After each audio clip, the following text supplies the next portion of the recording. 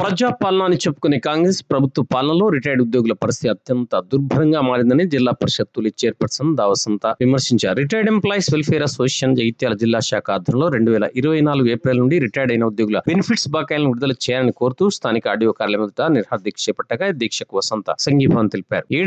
గత ఏడాది మార్చి తర్వాత రిటైర్డ్ అయిన ఉద్యోగుల పరిస్థితి దుఃఖపూరితంగా మారిందని గత 20 నెలలుగా రాష్ట్రంలో 14,000 మంది ఉద్యోగులు పదవి విరమణ చేసినా వాళ్ళ gratuity, community pension, provident fund, leave encashment లాంటి ప్రయోజనాలు అందక రిటైర్డ్ ఉద్యోగులు తీవ్ర ఇబ్బంది పడుతున్నారని ఆమె ఆవేదన వ్యక్తం చేశారు. జీవితాంతం కష్టపడి రిటైర్డ్ బెనిఫిట్స్ మీద ఆశలు పెట్టుకున్న ఉద్యోగులకు ప్రభుత్వ వైఖరి శాపంగా మారిందని ఆమె విమర్శించారు.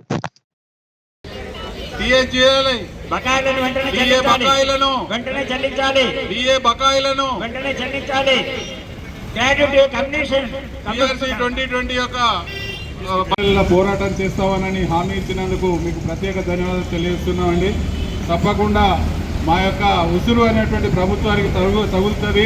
అది తగలకుండా ఉండాలంటే మరి వెంటనే చెల్లించాలనేటువంటి డిమాండ్స్తో మేము చేస్తున్నప్పుడు కూడా ఎన్ని వివిధ రూపాల్లో చేసినప్పుడు కూడా వారు చెల్లించడం లేదు. కాబట్టి నేటి సేవా ఆధ్వర్యంలో స్టేట్ వైజ్గా ఒకరోజు నిరాహార దీక్ష చేపట్టడంలో భాగంగా మరి ఈరోజు జగిత్యాల జిల్లా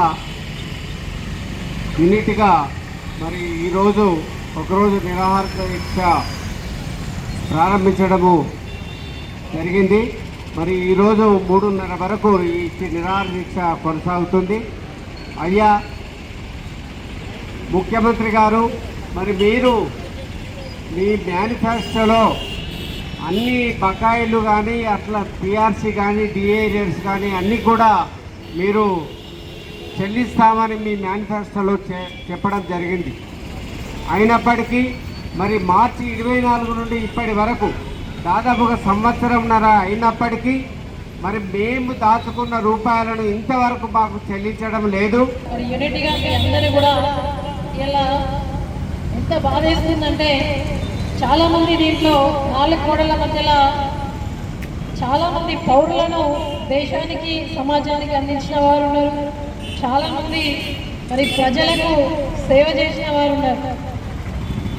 మరి వారి పదవి కాలంలో దాదాపు 30-32 సంవత్సరాలు పూర్తిగా కూడా సమాజానికి సేవ చేసి మరి రిటైర్డ్ అయిన తర్వాత వచ్చే బెనిఫిట్స్ వాటితోటి వారి యొక్క కుటుంబాలతోటి మరి పిల్ల పాపలతోటి హాయిగా ఉండాల్సినటువంటి సమయంలో ఇవాళ రిటైర్డ్ ఎంప్లాయీస్కి రావాల్సినటువంటి బెనిఫిట్స్ ఇప్పుడు ఉన్నటువంటి మరి ప్రజాపాలన అని చెప్పుకునేటువంటి ప్రభుత్వం మరి దుర్మార్గమైనటువంటి ముఖ్యమంత్రి రేవంత్ రెడ్డి గారు ఇంతకుముందు మా ఎంపీడీఓ ప్రభు గారు మాట్లాడారు.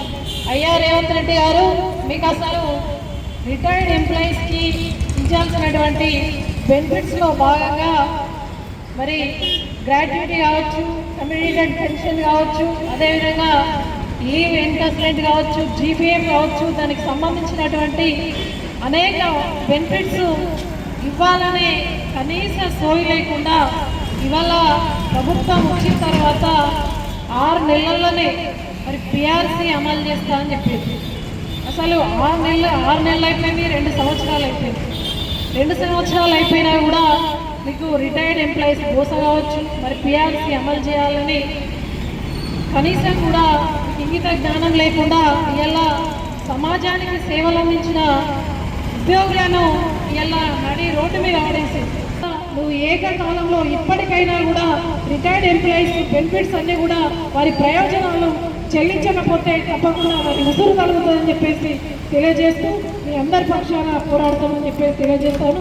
Thank you. జై హింద్, జై తెలంగాణ.